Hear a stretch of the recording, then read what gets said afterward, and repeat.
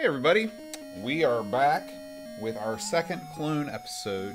This is Return of the Clones. Return of the Clones, right.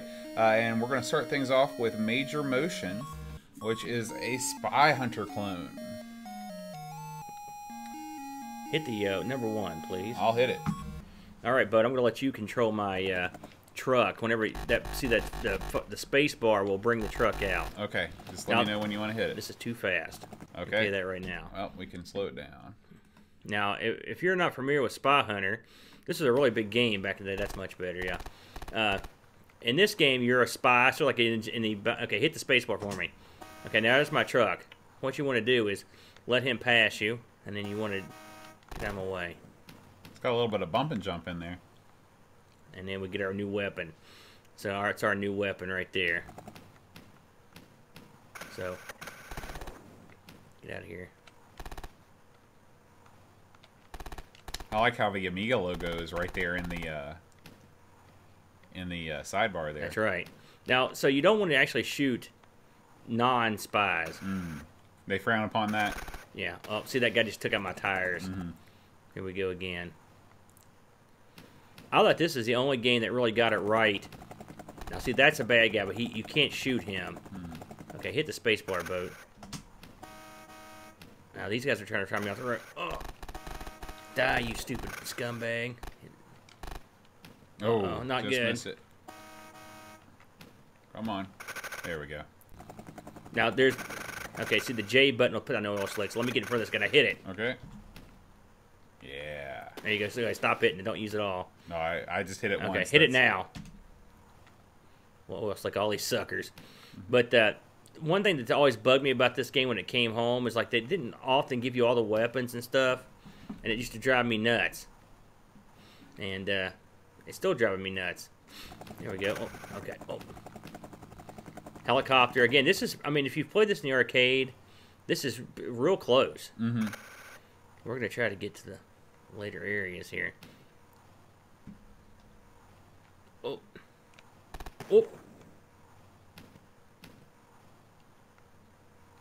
Okay.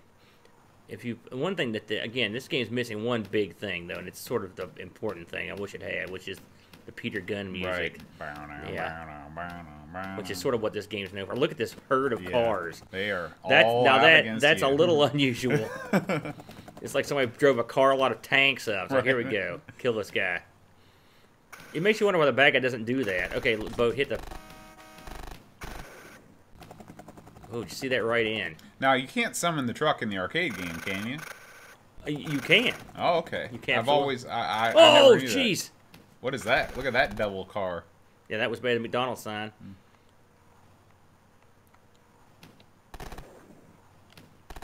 Now, how do you know which cars are the spy cars?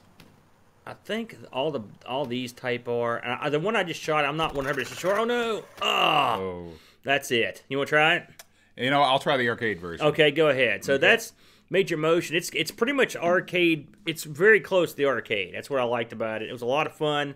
And what I really enjoyed about it is the fact that you had buttons for the weapons. That helps, because if you play this in the arcade, the actual arcade machine has a console with buttons on it. You hit the buttons and they do the weapons. So the home conversions don't have that luxury. Right.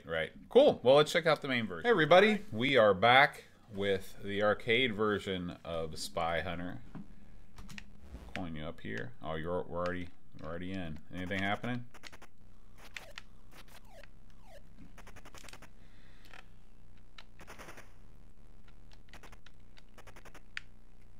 Now, to be fair, the arcade version also does not feature the iconic Peter Gunn theme in gameplay. Well, it does when the van comes out. Yeah, but in the NES version, which is the ultimate version. Are you kidding me? It's not the ultimate version. The Peter Gunn theme plays constantly.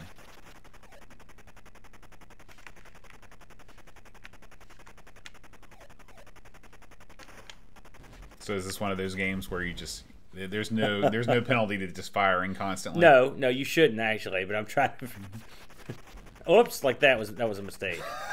Now you'll notice the roads seem narrow on this, but there are less enemies. This one starts out a little easier than the other one. Like probably shouldn't run those guys off the road. In retrospect, that's not nice. Are you unable to stop firing your weapon? Is that what you're trying to tell me? Okay, I can stop.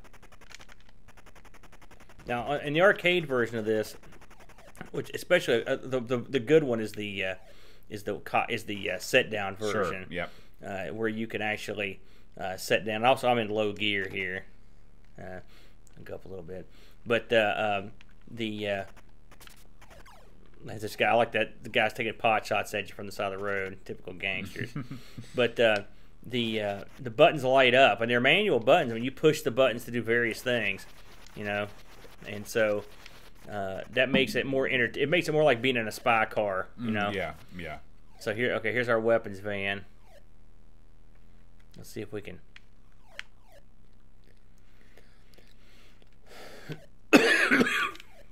You can also shoot your weapons van, which I've done many times. Just did, yeah. Now, is there any particular reason why you didn't mount the? I was trying to. I'm still getting used to these controls on the gamepad here, and I never got used to them. But you can see that it's virtually the same. Try it again. Try it again.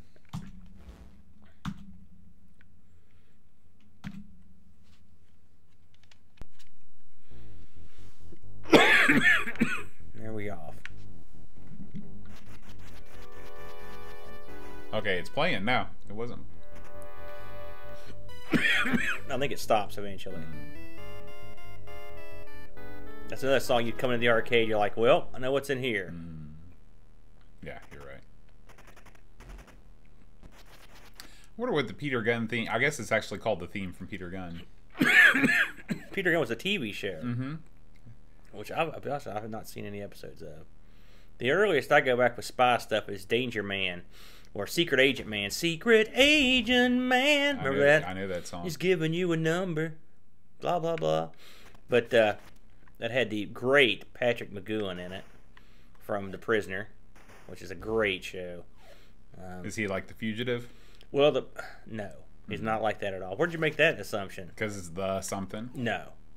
No, The Prisoner's nothing. I'm guessing you've not seen The Prisoner. No, I've never seen The Fugitive. You need to see The Prisoner. It's only like I think 17 episodes, and it's what time frame we're talking about here? This would have been the 60s. Okay, it's a British show that is just a tremendous show. Come on, dummy, get up in there. Oh, shoots! Why did you start firing your weapons at that point? Because I'm having some trouble with the accelerating. If you want to this control pad is. I've got this set up again. This is a game that had pedals and stuff. This is not the easiest. The Amiga version is much easier to play with your joystick. It looks like you're. Well, that's because I've got one analog stick that does the pedal and one that does the left and right. Yeah. And so you can imagine the difficulty involved in that. It's like I have to be an octopus to play it.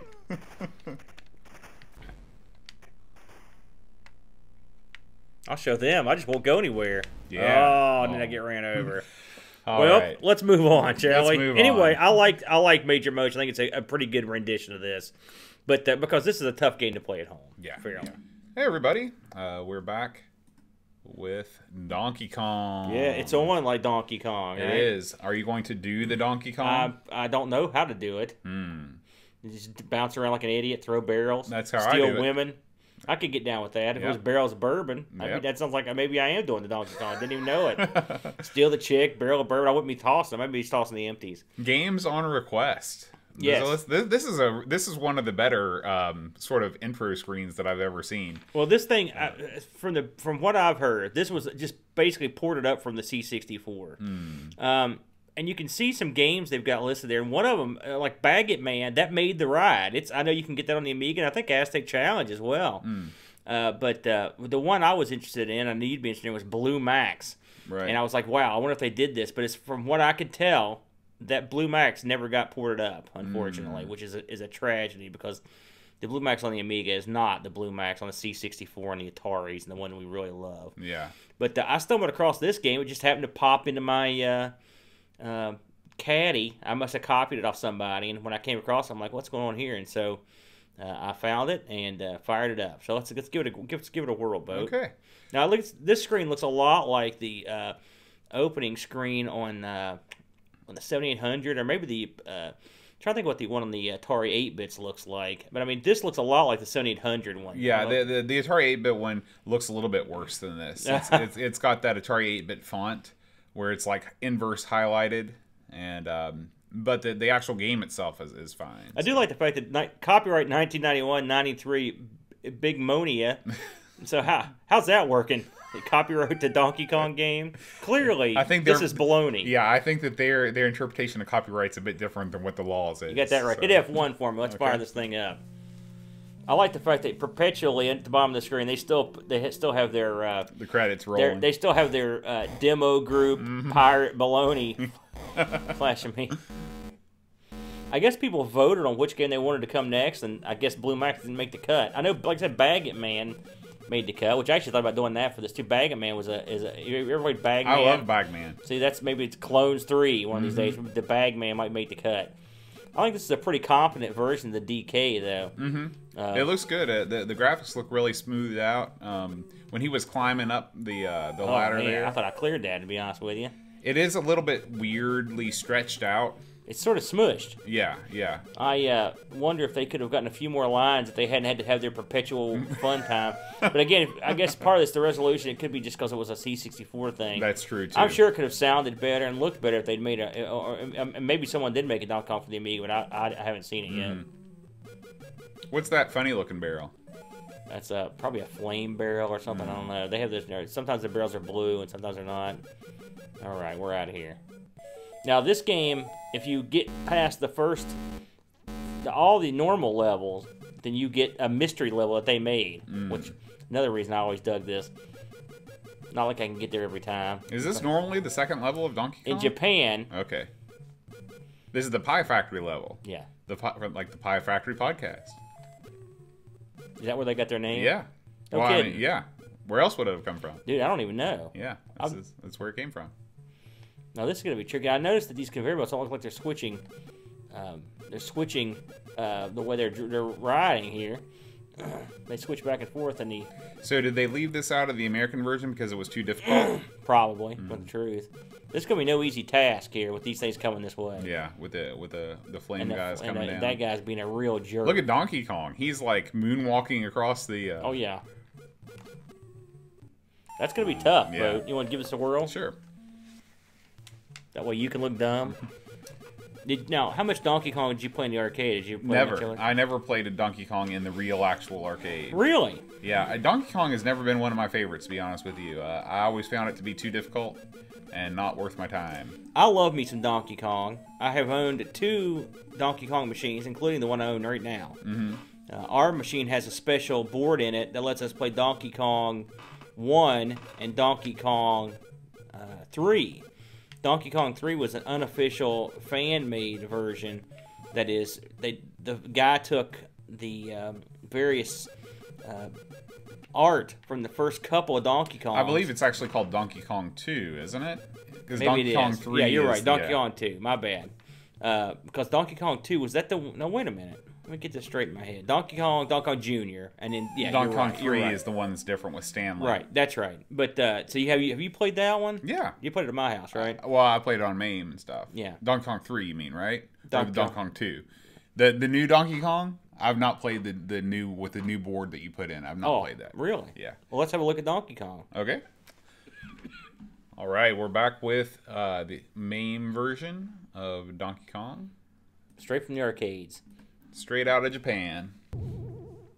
You know, one thing about this, can you credit me up there? Sure. One thing a lot of people don't know is when I first got the original Donkey Kong that I got, it had no sound. The monitor the Nintendo used in these Donkey Kongs has a built-in speaker. It's junk. So that had to be rewired. But I remember doing that. Uh-oh. There we go. Now, I'm not a bad hand at this game, but I'm not used to playing with a gamepad, so we'll see how it goes. And also, the Japanese version is different than the U.S. version, so the timing's a little bit different to me. I got excuses all day. Are there any other you like? My hand hurts. I'm cold. What a jerk. What a jerk you are, Bo. Not much to be said for the music in old Donkey Kong. Hey, what do you mean? This is what a tune. See, 9 times out of 10, I can never even beat the first stage in Donkey Kong. So I think I heard. I think they said. There you go. Now you'll watch the Pie Factory compared to the other one we watched. I mean, they've got the setup correct, but the Pie Factory conveyor belt, see, they switch back and forth. That's a big deal. I guess, and the ladders move. It's crazy to me that this wasn't included in the U.S. release. I mean, it was in the U.S. release. It just wasn't. The second You can see level? why, yeah, because Okay. good lord, it's hard. Yeah. Now, why are you not going up Because the I'm ladder? waiting for a pie to come out. There's no pie coming. Let's see. Something else in the American version. There are certain versions of this where on this part here, you have to actually get to her. Right. Maybe on the later levels or something. I think Donkey Kong 2 it's like that for sure. So this is your elevator board. This makes much more sense than the American version where you kill Donkey Kong in level 2. I never understood that. You know? Then it's like, oh, he's back. Hopefully this guy will leave.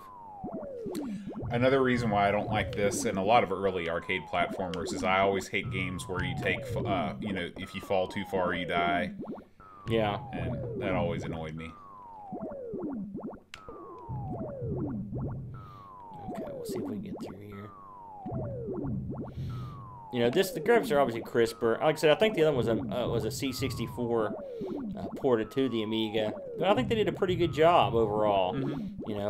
You know, the Amiga fell in this weird time period where they were still releasing these arcade games because there was still an arcade. Right. You know, but it's Oh wow, man, lucky there, that was fantastic.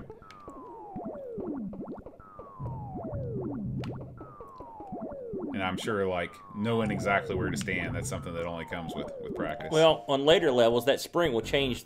It changes where it lands every couple times. And so, if you watch the King of Kongs, which is a tremendous film, Weeby, there was at one point where Weeby, you could see he had it mapped out. Oh yeah, he took like a Sharpie and drew it on the. And that's actually quite clever if you don't want to draw on the front of your arcade machine like that. Probably not a Sharpie. It was probably dry erase. It's funny how far that record has came since that film. That really gave that raised the notoriety of Kong so much that now it's that's a highly coveted record. You punk. Yeah, Come here. right out of range. Now, if you're playing for points, how do you, do you want to use every hammer all the time? Yes, but playing for points is so boring because one thing you can do is just stand there and just get on the I think on this one, but certainly on the very first board, you can stand beside Donkey Kong and just jump around and just get points, and that's what they'll do until time runs out. Okay.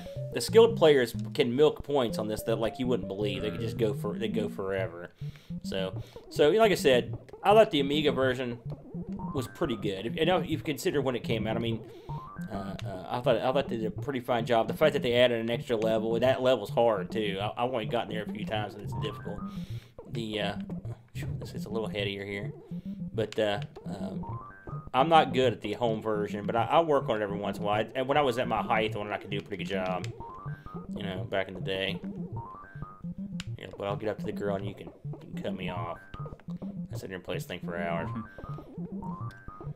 There it is. All right, so that's Donkey Kong. Hello, everybody. Welcome to our third clone of the day. This is Bob's Garden. Now, why did you set the joystick like that? Dumbness, mostly. I don't know what I was thinking.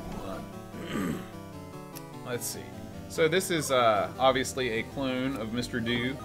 Let's get our screen up here. Which we love collectively. We both love Mr. Do.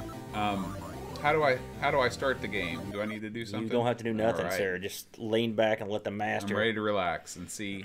Now, would you agree that we've both played a lot of Mr. Do in our day? Yeah, I think we probably played. I know that I've played more Do Run Run than you, and you've played a lot more Castle than I have. But I think maybe Mr. Do we both played many hours. And so we have a pretty decent, intimate knowledge of it. You'd say. I think that for a clone, this does a pretty admirable job of simulating what Mr. Do's all about, including me sucking at it. Everything's here pretty much as you would think. There are a few problems with it, which I'll go over, but the main problem is the fruit, the apples. In Mr. Do, if you want to be a points whore type like I am when I do it, I like to get up, stack a bunch of guys underneath the apple, and then come back and push the apple just out in front of them. Mm-hmm. And this works a little bit differently. It's they can't quite do it like you can in the arcade. We'll try it one more time here since I was messing around. The tunes are pretty good. He's got the little cutscenes. You can see. I like Bob. He's a cool looking dude. Yeah. I'll get the extra man to come. The extra man guys to come out. The bonus guy. Mm-hmm. So the music though, he's got the sound effects you would expect. I'm trying to hear as you collect cherries. It should be a major scale. But it's not. It's a minor scale. It's going do, re, mi, fa, so this sol. isn't. This is Bob here. This isn't do. Not do. So yeah. He collects it. Now one thing you have to remember is that you have to hit the button to start between levels. It drives me nuts. That's why he's sitting there like, man, why don't you load up? The ball suitably acts goofy, but and it also comes back at a weird time. I would like to get off this level so I can at least show you the next level. Let me take this a little more seriously here and try to get off the level. Now, the first time I ever played Mr. Do was I had, as a kid, just like many of us that grew up with home computers, we had tons of copied discs that were, 9 or 10 games on one disc. And some of the discs had a menu system, so like play 1 for Blue Max, play 2 for whatever. Oh, there's a diamond down there. Oh yeah, diamonds are rare. We'll try to get it. Now see that is straight out of the arcade. Now that's the first time I've seen that. Yeah. In the arcade, when you get a diamond, you believe you get an extra man, right, Bo? That's how it works. I can't remember if the diamond is an extra man or if the diamond is just a crazy amount of points. Something so that gives you an extra man, but it was something super rare. I can't remember what it is. But anyway, on this disc, you had a menu full of games, but one day I was poking around in DOS, just looking at directories, and I noticed that there was a game on the disc that was not in the menu, and it was called MrDo.exe. And so I ran it, and I was amazed. My first time ever playing Mr. Do. I still have crystal clear memories of that day. And this was what machine were you using? This is on the 1200 XL, the Atari. No kidding. Yeah. How was the rendition? Oh, it's great. It's arcade perfect. Oh wow, no kidding. I bet you were pleased. Yeah. So you can see this is, I mean, if you've played this as much as we have, you recognize the boards, and they've got the layouts pretty well done, And let me give it a whirl. We'll take a shot at that. It's funny when we first started the show, we were both looking for Mr. Do stuff, and I'd heard of this game, but not played it. But I was baffled that they would release Do Run Run and not Mr. Do, and I'm still baffled, frankly. If you want the truth, I think I'm going to try it with the D-pad. The digital's better. Yeah.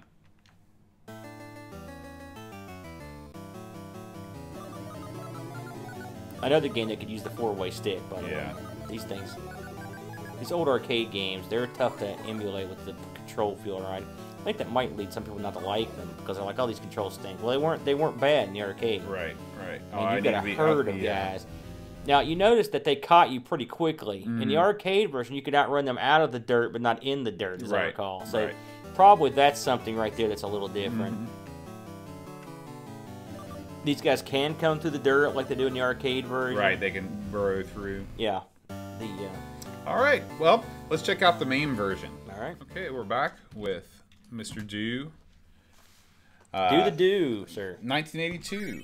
Universal. Universal is one of my favorite arcade publishers. Are you unable to move? I have to use the analog on this one, I think. So Universal, let's go over some Universal games. There's, of course, the Do series. There's Ladybug. There is, there's a game that starts with a C where you're sort of like a claptrap looking thing. What else is Universal? A lot of ColecoVision. Oh man, that was great. Thank you.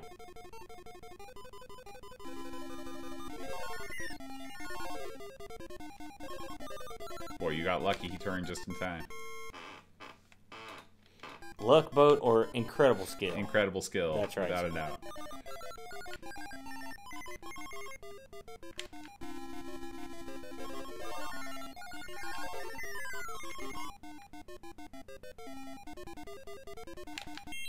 Oh, too quick. It's too bad you can't get that after death drop. Yeah. It's one of the few games where you can kill someone after you're dead. It's one thing I do like. Yeah. Now here's what I'm talking about. Watch this. Let me see if I can. Well, shoot. I just screwed myself. You did it, kind of. That's not what I wanted to do. Nor was that. But now you can, if you inch the apple out, try to do it here.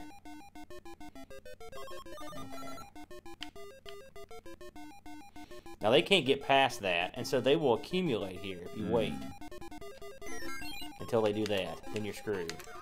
It's funny, you watch these videos. I watch videos on how to be better at this game. Yes, I'm that sad a person. And there it is. Like, oh, you punk. oh man, that was a bad luck. That was. But the videos, these guys are just racking up these huge mad scores, and it's so hard to do it. I've done it a few times, but it's difficult to get the guys to go do what you want. These stupid guys. Guzzler. That's the game I was trying to think of the other week. Yeah, I like getting in behind. Oh, shoot. Oh, do it. Alright, you stupid X. Here it is.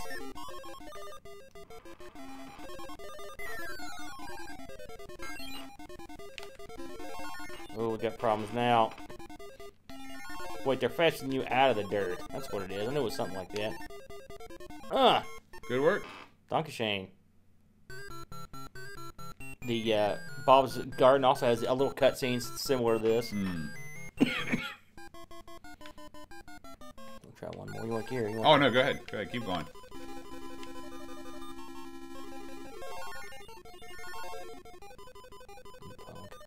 Oh shoot. Well, that was quick. Now we're done.